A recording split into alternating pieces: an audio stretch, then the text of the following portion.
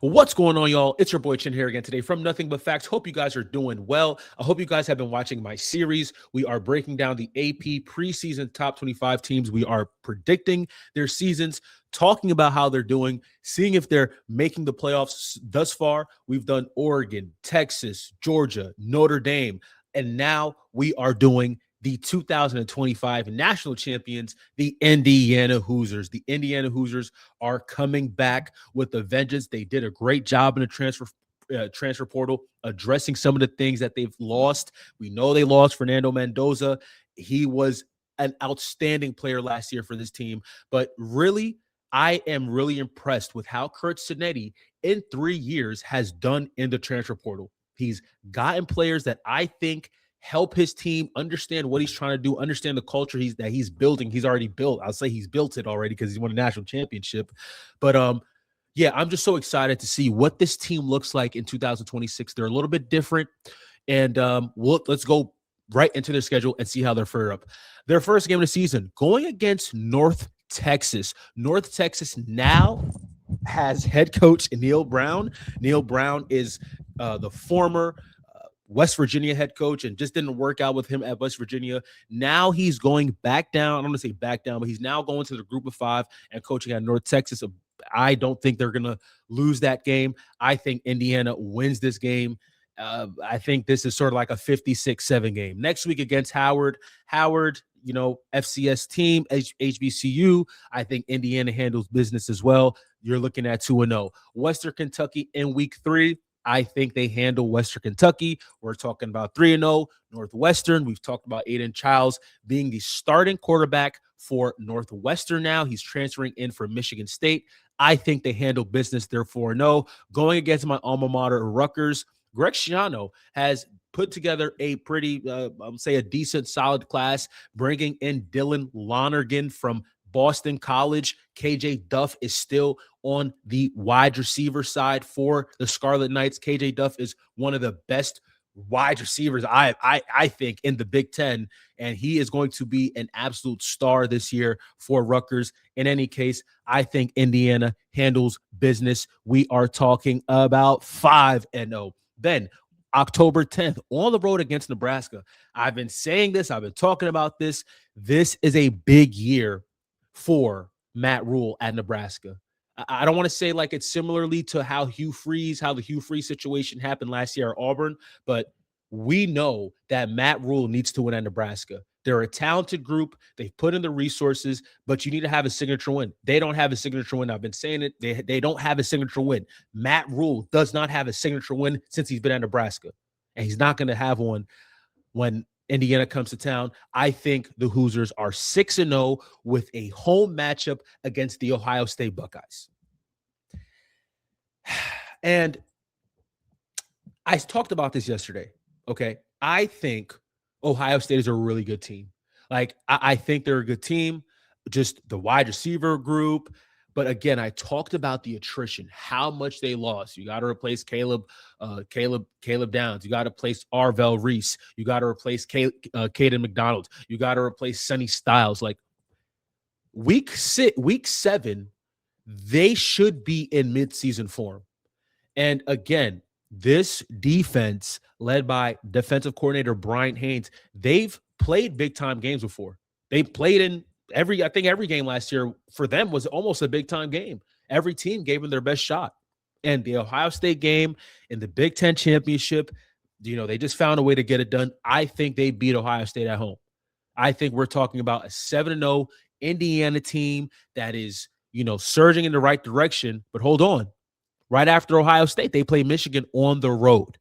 And now, again, this is where I think things get a little bit funny because I am looking at Michigan as a team that a lot of people should really be looking at.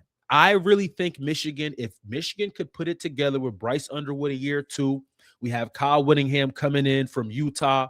Kyle Whittingham is an adult. I think Michigan, they could mess around and win 10 games, 10, 11 games. Just saying 10 games. They won 9 games last year. So, again, you just played a physical game at home against Ohio State. You got to get up against Ohio State. Then you go on the road into the big house Okay, 106,000, 107,000.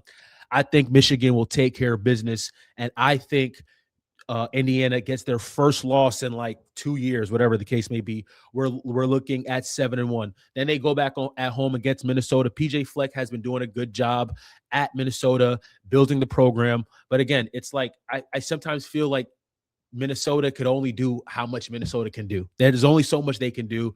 I don't think they have a problem with that. He handles business. They are 8-1 going against USC at home. I think they handle business. They are 9-1 on the road against Washington. Damon Williams, right? He is a dynamic playmaker. Going to the Pacific Northwest is not an easy thing to do, especially this late in the season when, that college football playoff picture is forming. You can't afford a loss right here. And I'm not saying that you can't afford a loss, but 2 conference losses, and if you finish at 10-2, I think a 10-2 Big Ten team, 10-2 SEC team is 100% getting to the playoffs. Like if you go 10-2 in the Big Ten, you go 10-2 in the SEC and the SEC, you're going to the playoffs. So I think, this is a 50-50 game. This is a game where Jed Fish, the Washington coach, is going to have his guys ready to play, and this is not going to be an easy task. And I think Washington could find a way to do it, but I think Curt Cignetti finds a way to do it, and they beat Washington, and they blow the doors off of Purdue. So again, for Indiana, 11-1, 10-2 is a win. And there's a reason why I'm saying this. I don't want people to think I'm just blindly saying this. They have really addressed what they needed to do in the transfer portal. Okay. Nick Marsh last year for Michigan State was their best receiver. He was the number 1 wide receiver in the portal. Okay. There's a reason why he was that good. And Michigan State was not a good football team last year. And when you now bring him with a quarterback like Josh Hoover, a guy who pushes the ball down the field, he's been very aggressive during his time at TCU. Like, this is a gunslinger. I really like this tandem. I like this duo. I like what they're trying to build. They're trying to be a more vertical team. And not only is Josh Hoover going to be throwing to Nick Marsh, he has probably one of the best wide receivers in college football in Charlie Becker. Okay, I need y'all to understand. I need y'all to hear me and understand me and listen to what I'm telling you right now. Charlie Becker is a top 10 wide receiver in college football. I don't care. Okay, and he's on that team too as well. So Josh Hoover, man, he has weapons, and not only that, Chaz Preston is also coming in. Last year, he was at Tulane last year. So Chaz Preston is also coming into this wide receiver room. Now we're talking about Chaz Preston, Charlie Becker, and Nick Marsh. I mean, that is a complete wide receiver room for a guy like Josh Hoover. And they also got Turbo Rogers. Turbo Rogers came in from Boston College. Very solid running back. Very solid during his time at Boston College. Boston College wasn't so great, but Turbo did his thing. Turbo definitely did his thing. And, I just been talking about the offense. Bro, their defense is legit. Like Mario Landino, I think he's one of the better interior defenders. Him and Tariq Tucker, him and Tariq Tucker, that interior duo between the both of them, yeah, tough sledding trying to run the ball. Like good luck trying to run the ball. And then they also addressed the edge position, Toby Osunsami coming in from Kansas State. They also got Chidi Obiazor coming in from Kansas State too as well.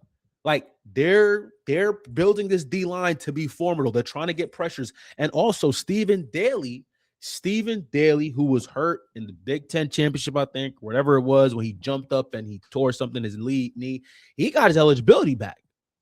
So this D-line for Indiana is going to be really good. And not only their D-line, I think Isaiah Jones is one of the best linebackers in college football. I think he's a really good player. He's one of the best linebackers in the Big Ten. 100%. Like he makes plays sideline to sideline. Like he gets all over the ball. But again, going back to the offensive side, like Nick Marsh is going to be a PTP, a primetime player for this team. He is. He is. And Curt Cignetti, their head coach, the man in charge, I'm sure he believes in this group. I'm sure he knows this group is talented. I'm sure he knows it because he came into Big Ten media days swinging. He knows his team is talented, and there's nothing wrong with that. But I really want us to focus on their coordinators because Indiana has two of some really good coordinators. Bryant Haynes was a Broyles Award semifinalist last year. Like, this dude was one of the, just did an outstanding job with Indiana's defense last year. And then we have Mike Shanahan on the other side calling offense. Like, him and Bryant Haynes are just a great duo of coordinators that you could ask for up there in Bloomington. So again, this Indiana team, I think 11-1, 10-2. I just don't see. You could just point out to the schedule. Maybe Michigan, maybe Washington. Just against the psychology of the thing. The late game, going to the Pacific Northwest. Maybe Washington, but again, a lot of this is going to be lied on the hands of number 10. He's going to have to make the plays. He's going to have to make the throws.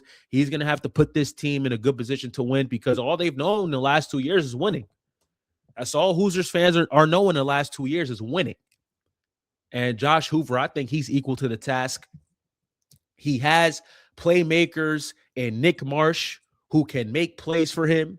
He has Charlie Becker as well on the outside, who I think is one of the best wide receivers in college football.